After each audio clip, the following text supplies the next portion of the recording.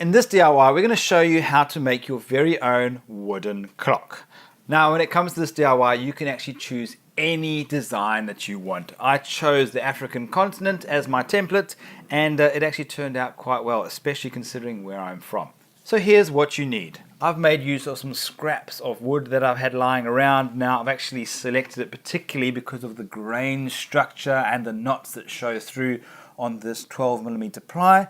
I've also got some laminated pine here at the back, and what I like about it is there's a whole range of different types of wood all blended in together, which I think is going to give a fantastic look to the clock. A scroll saw or a jigsaw, some templates, some clock guts. Now, I actually salvaged this from an old clock that was still working, and also some sprayable adhesive. So let's get started with this DIY and show you exactly how I did it. Obviously, I've got the template. I've just downloaded that picture from the net. I hunted around for something I liked and then blew it up to the size that I wanted. I'm using an A3 for this size, and that's going to fit into my board. What I'm going to do is I'm going to spray on the underside of this template, stick it down into position, and get started with the cutout of this contour. I'm using a scroll saw in particular because of the intricate edges on this particular design all the way through my template. If you want to go for a smoother design, you can get away using a jigsaw.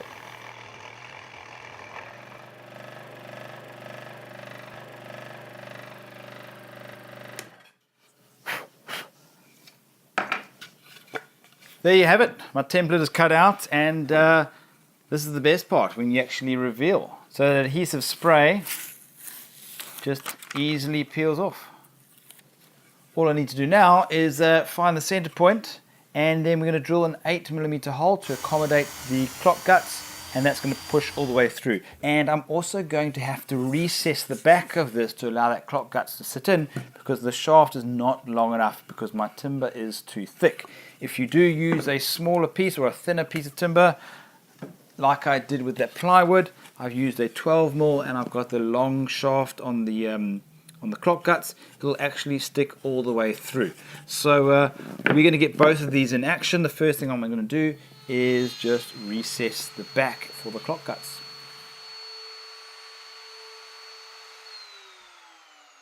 Now that you've got that ready, I'm just going to give it a light sanding on the surface, and then it's going to be time to seal. It's entirely up to you whether you want to stain it or seal it.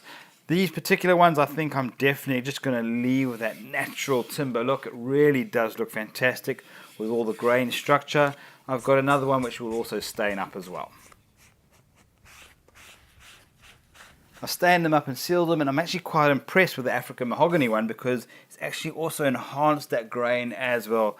I think they actually both look fantastic. It's time now to put the clock guts in and hang these in situ. A homemade wooden clock made by your very own hands is far greater than one you can buy on the shelf. I couldn't have thought of a better place than in my workshop for this particular clock. I love this DIY.